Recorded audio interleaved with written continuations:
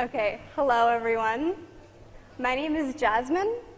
I am a Fulbright scholar here from the US. I am teaching English at the Faculty of Philosophy in the Department of English, and I also do American Corner programs. I recognize a few of you from Access and some of my workshops. Today I'm here to give a speech.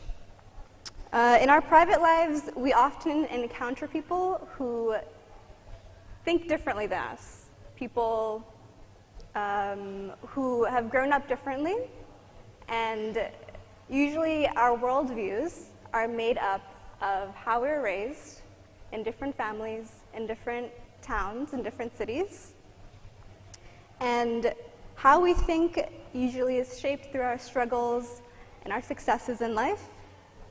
Individual personalities shape how people react to certain challenges. So I'm here to talk about one particular challenge with you guys, the challenge of cognitive dissonance. Does anyone know what cognitive dissonance is? Does anyone want to give an example, actually? Any brave souls?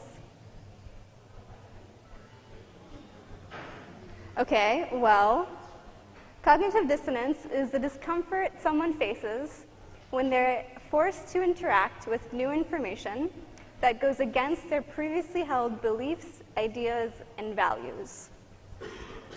For example, I'm from the US, and in the US, when you first meet someone, you shake their hand. What do you guys do here in Serbia? You shake hands, but then on the second time you meet, you kiss on the cheek, right? In the US, we don't do this. We very much like our personal space. So when I first came to Serbia, I felt very uncomfortable that all of a sudden, everyone was kissing me on the cheeks. This was a big no-no in the US. So I had to reevaluate what I was feeling, which was a sense of discomfort, a sense of cognitive dissonance, a difference of values that I had to reconcile within myself. Maybe you guys have felt this kind of disturbance within you. Maybe while reading the newspaper, you've read a value that's different from your own, or when traveling, you've met a new person that thinks differently from you. Maybe you guys can recall feeling this certain way.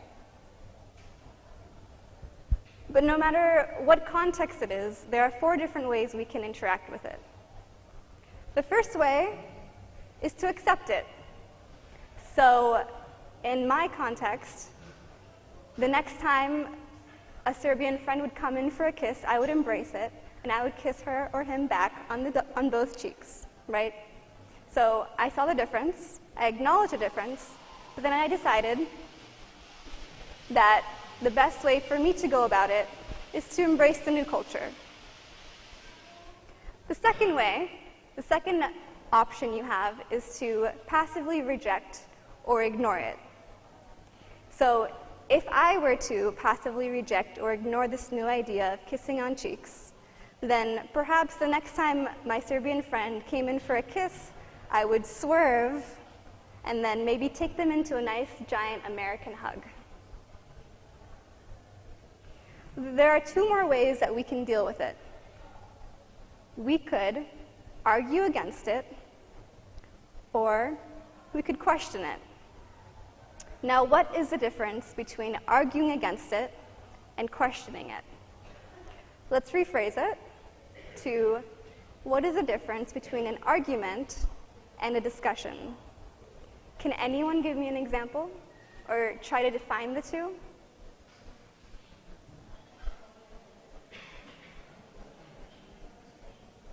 Anybody? Okay. Well,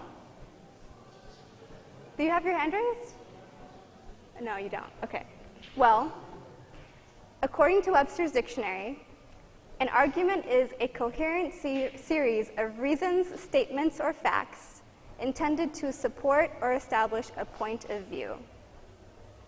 A discussion is consideration of a question, an open and usually informal debate. So in other words, an argument is supporting an already established viewpoint, and a discussion focuses on the topic itself. So let's look at a few more differences between the two.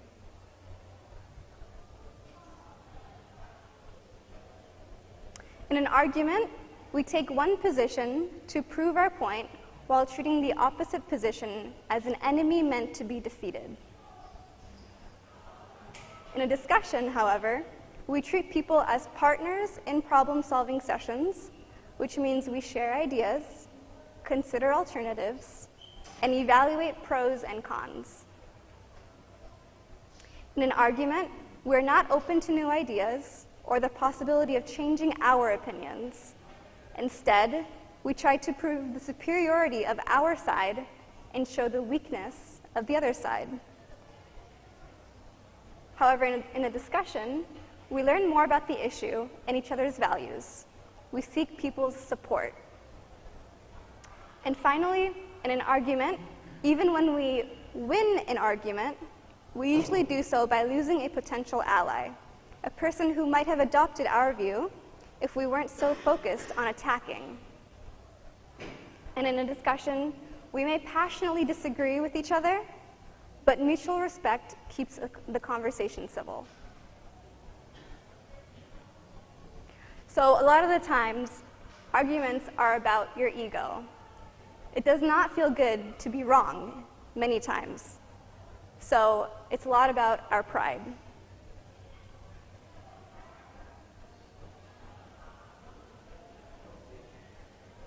But not everyone can know absolutely everything about a subject. For example, as someone who's a very young person, I definitely don't know everything about the English language, even though I teach at the faculty. I definitely don't know everything about political science, which is what my 4-year bachelor's degree is in. And if I walked around acting like I did know absolutely everything about English or everything about political science, I probably wouldn't be someone you'd want to be around when that topic arose, right? It's silencing to me for everyone around me if I were to act as if I were correct about one entire subject. It doesn't welcome new ideas, and it's very discouraging to others from offering their perspectives. And when we start shutting out the possibility of other ways to think, we do the topic itself a disservice. We put a hold on its potential to expand. Great ideas aren't cultivated in spaces of discouragement. Now, sticking to your point is not a bad thing if you're correct. In math and science, it's very easy to prove a point. But on more complex subjects, such as religion, or politics, or history, especially with politics these days, with the election coming up, conversations can get very intense. And the reality is that on topics like these, we all have our own worldviews and our own opinions. Sociology theory states that when we're met with strong disagreement to our beliefs, our instinct is to hide back into our shells and use that defense as a rebuttal. In other words, we don't learn. But it does not have to be this way. So today I have 3 tools for you guys for the next time you encounter cognitive dissonance.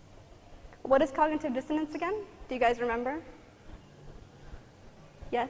No?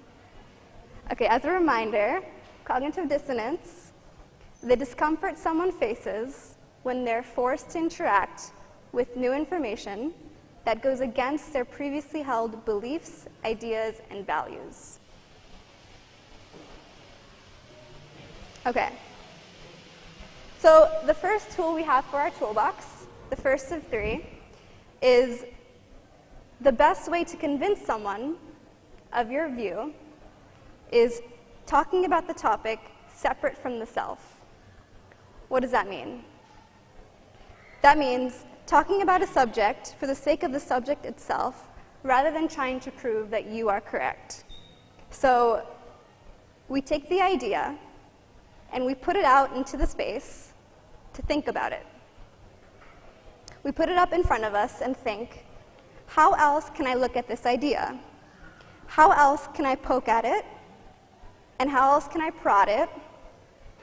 How else can I shape it to fit another mold besides my own? How are other people thinking about it?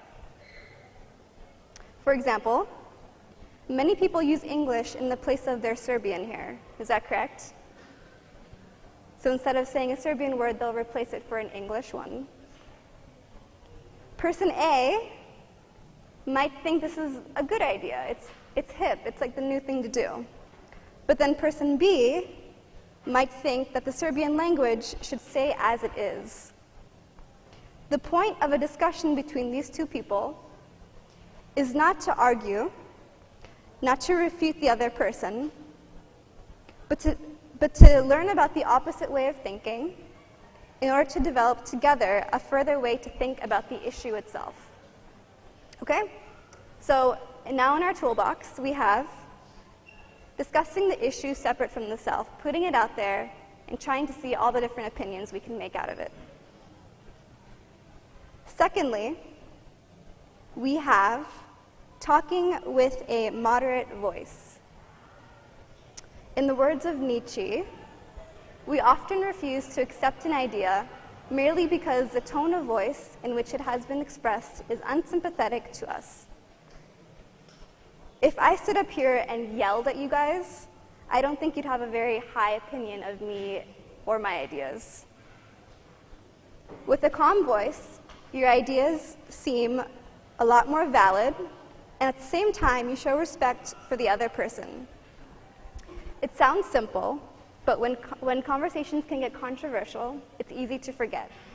And sometimes when the other person says something very triggering, you can get very angry. And you want to reply in anger, and you want to yell, but that's the most important moment to think, take a deep breath, and reply with respect.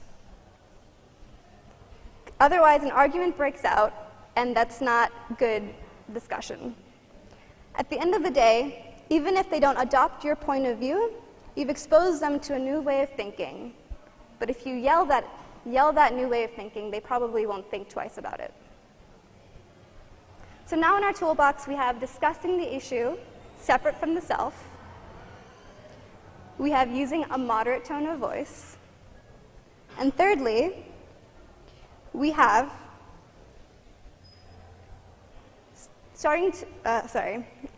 we have listening to other people with the intent to understand, but not listening only to argue. How many of you guys do this where you're waiting for the next person to pause until you can put in your own point of view? You guys do this often?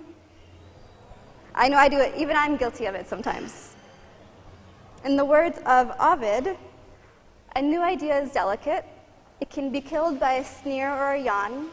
It can be stabbed to death by a quip, and worried to death by a frown on the right man's brow. Maybe you guys have experienced this in class, when a fellow classmate has snickered at your comment in class, or even the teacher might have had a very discouraging face. Perhaps you felt that negative reinforcement, and you didn't think twice about your idea. So this happens often. So listening and replying with a moderate voice can show respect and can grow ideas. So now we've completed our toolbox. We have discussing the issue separate from the self. We have using a moderate tone of voice. And we have listening with genuine curiosity. Now we're going to practice. Okay? So I want everyone to find a partner, preferably next to you. And if you're alone, maybe turn around and meet a new person. Does everyone have a partner? I see some groups of 3. Try meeting someone else. Don't leave anyone out. So I want everyone to have a partner. Otherwise, this doesn't work properly. Okay? Are we good? Okay.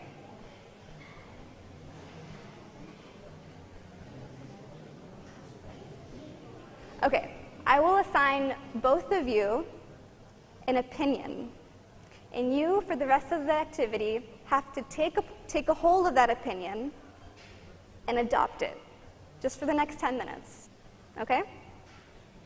And think of this, if you don't agree with the opinion already, think of it as a challenge to your cognitive dissonance. Perhaps you'll feel that disturbance.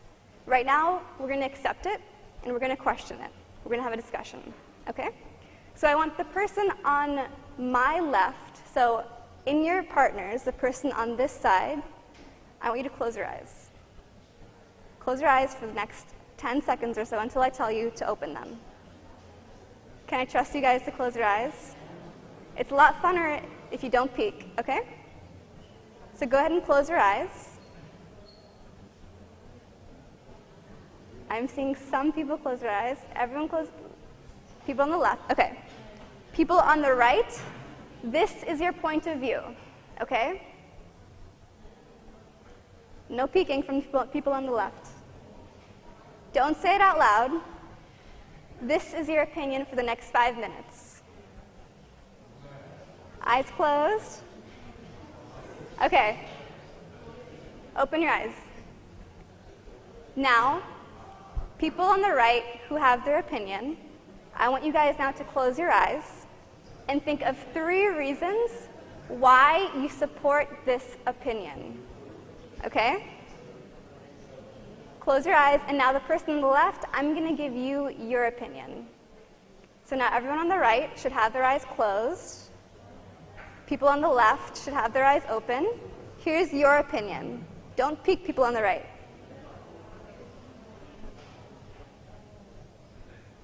Don't say it out loud. Are we good?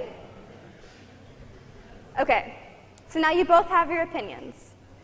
Now, I want the person on the right to give the 3 supports for their opinion to their discussion partner.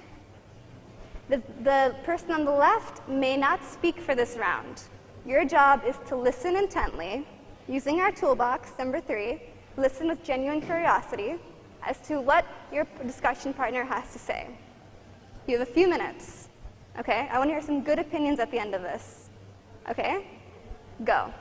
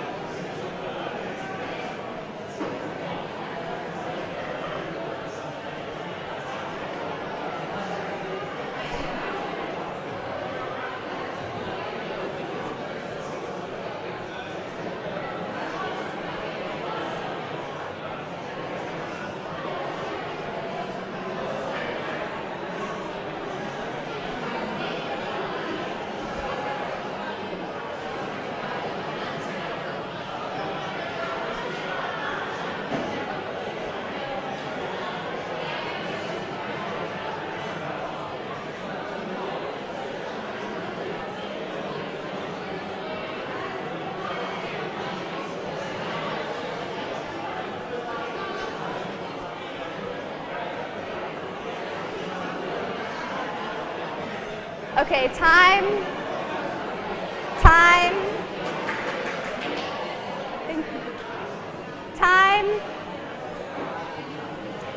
Okay, I'm seeing a lot of passionate faces. I'm seeing a lot of expressive faces. A lot of this going on. Okay. Person on the left, was it difficult to not speak? Was it difficult? And person on the right, was it difficult to take on an opinion that maybe you didn't agree with? Were you able to come up with supports for it? Kind of, okay. Now we're going to do 2 more rounds. 1 second.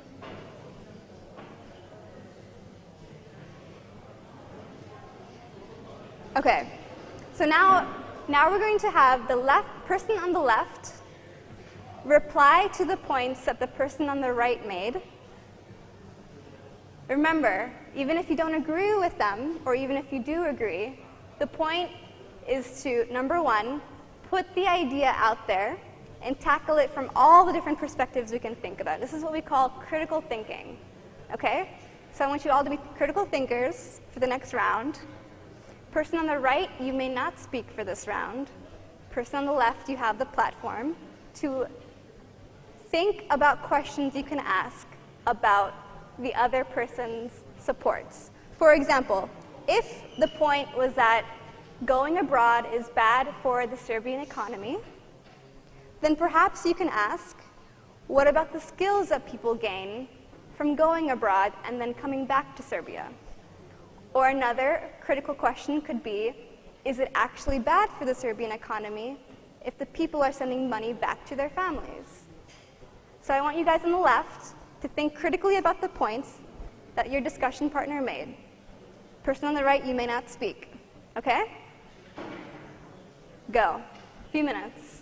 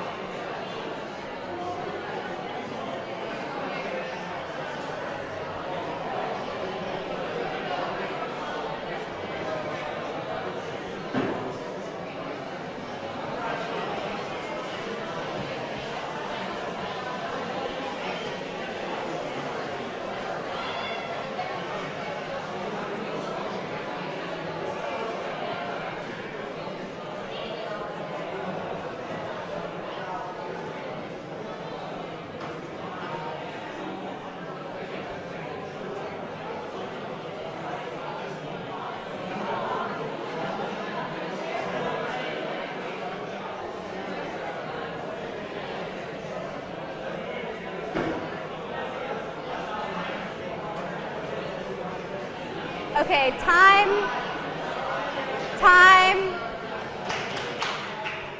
Thank you. Okay, now I hope you've all been practicing the three. So remember, moderate tones of voice, no table slamming, listening with genuine curiosity, and of course, at the default of all this is putting the issue out there as opposed to thinking of it in an argumentative way. So now, do you guys want one more round where you both speak? Can you guys handle that? Yeah? So let's try that. For the next few minutes, both of you think about the issue, and I'll put both of your opinions on here. We'll go through. This was point B, and this is point A. So how about we think about a few other points that could be made? What could person C be thinking? Or D? Or F or G? Okay? Take a few minutes to use this toolbox to think of other points of views for this issue. Okay? Go.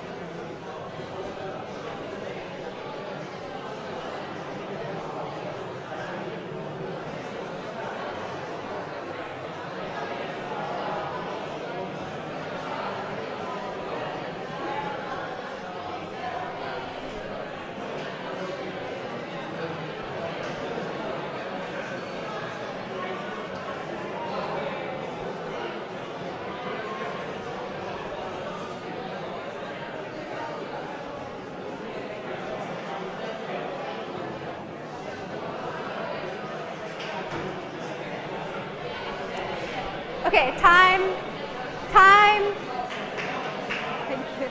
All right, guys. Can I hear 2 examples? Really quick, can I hear 2 examples of how else we can think about this issue? Anyone have a good discussion? How else can we think about this?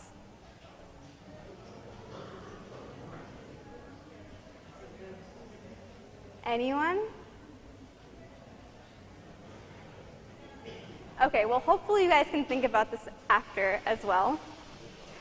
Okay, so to wrap up, the point of this activity is to see that it's not too difficult. It's not too difficult to talk about an issue for the sake of expanding the idea itself. As long as we keep our toolbox in mind, we can discuss for hours. And in fact, maybe when you guys get to college, you guys will, in fact, discuss for hours on different topics like this. Discussions can, however, easily turn into arguments. But remember, with an open mind to cognitive dissonance and with an attitude to further human thought, great ideas can be born from your words. When encountering cognitive dissonance, have confidence in your ability to discuss as opposed to your ability to argue. Because there are no winners or losers in an argument, in a discussion. There is only advancement of an idea. And when ideas advance, we all win. Thank you, guys.